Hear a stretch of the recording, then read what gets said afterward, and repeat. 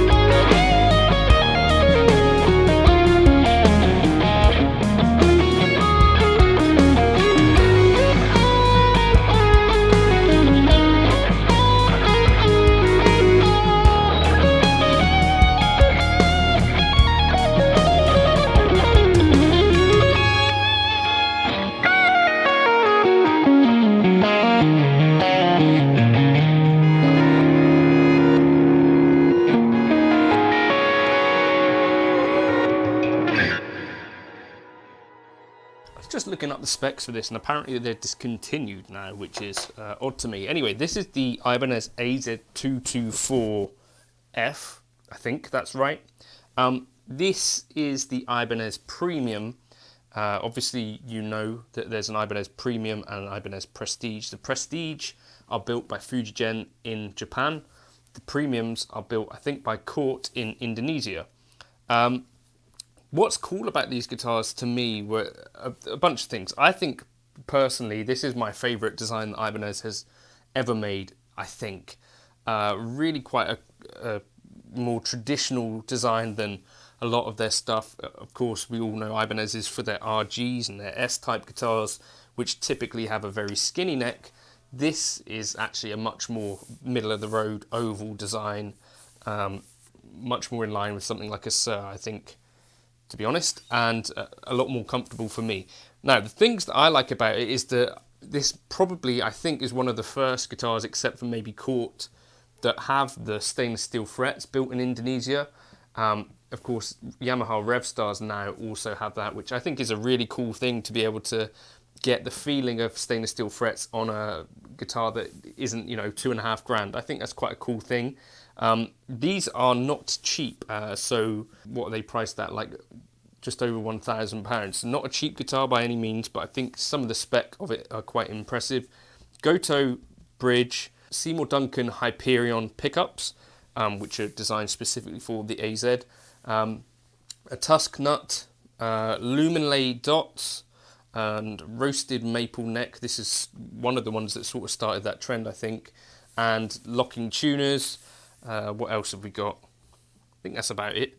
But this one I was really pleasantly surprised by. It comes in at like just under £7, so £6.11, which is a really, really nice weight for a guitar, I think, like this. Stainless steel frets, even though this is used, feel completely fresh and unplayed. And it sounds quite zingy, quite cool, I think. I remember playing the Ibanez Prestige 24 fret version of this, which obviously has 2 humbuckers. I was much less impressed by that, even though it's of course made in Japan. For me, I think the single coils are where this thing shines, and I'm really enjoying some of those tones coming out of it. I think I've read mixed things on this. Some people say that it's got a compound radius, although that might just be the Prestige ones. And then some other articles say that it's kind of like a Gibson radius, so about 12 inches. I'm not sure what the truth of that is. I should probably check Ibanez's website. I'll flash that up once I've got that knowledge. But yeah, it's got this switching system here, the dynamics thing, where you can switch it that way to get some less traditional tones. I've not really used that, and I think just leaving it switched that way to me seemed to work best. The bridge pickup in it is really quite hot, is what I'm finding, because it was kind of clipping my sound card, which my Les Paul wasn't doing, plugging in direct.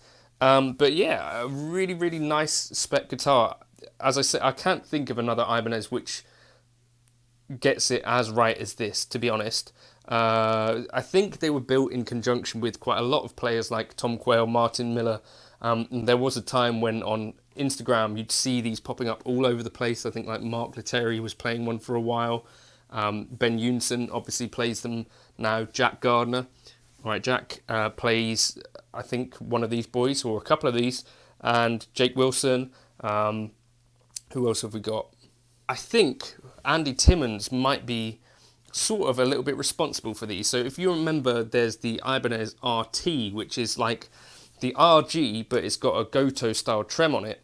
And I think Andy Timmons was one of the first folks to play one of them, and then he got his own signature guitar. The bodies on these, the contours and that, are quite reminiscent to me of an RG, especially down at this end.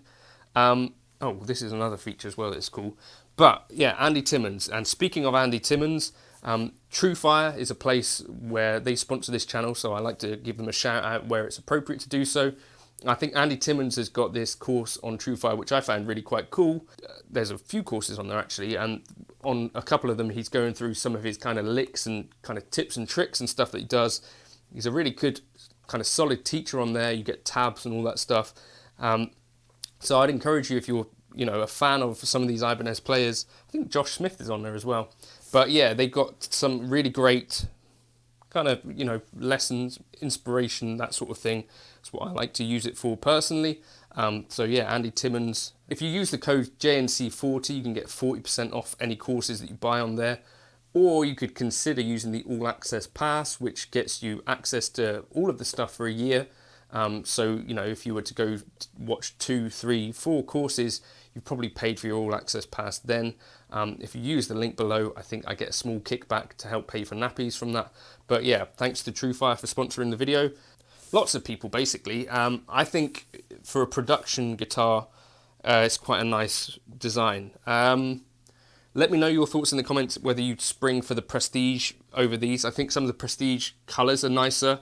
Also, they do the AZN, which has slightly more vintage style pickups, I think. And that might be the one area that I would go for with this. I think maybe if you put something like some Lola Dirty Blondes in a guitar like this, you'd have a really cool vintage vibe to it.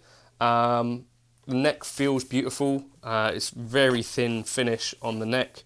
And yeah, a lightweight guitar, beautifully made, surprisingly for, yeah, I got this for like less than 500 quid, a bit of a bargain really. Nice access on the neck, no complaints really. The first time I tried one of these, it was the Topaz one. I don't think I really liked it as much as this, and now I think this is a very impressive little guitar. And yeah, not cheap. You do get a fair amount for your money, you know, like a well-finished stainless steel fret guitar, Seymour Duncan pickups, Goto trem. So let me know your thoughts in the comments about pricing on these. Do you think they're about right? Do you think they're expensive? How do you feel about their pricing? Yeah, I can't think of too many guitars that you can get with stainless frets on them that aren't a little bit more pricey again than this, except for the Revstar. Are stainless steel frets something that you look for in a guitar or not? I'd like to know your thoughts. But you know, you do, I think, save quite a lot of money in the long run with stainless steel frets, especially if they're done well, because you're not going to have the setup done anywhere near as frequently, or you know, fretwork done. So probably a benefit. I don't love the pearloid scratch plate. Aside from that, pretty little guitar. Lenny said, is it called Ocean something? Because I think this gradation thing is reminiscent of sand to sea. I don't know. Let me know your thoughts. Do you dig the AZ? I think it's a beautiful little design. Clearly quite Sir inspired, but Sir, I think building a the Superstrat kind of came from Ibanez in a way as well, didn't it? So maybe it's all fair. I love the Ibanez headstock on these as well. I just think that's so classy. Cheers for stopping by. If you want to like and subscribe, you could. And I'll catch you in another video soon. Cheers for now.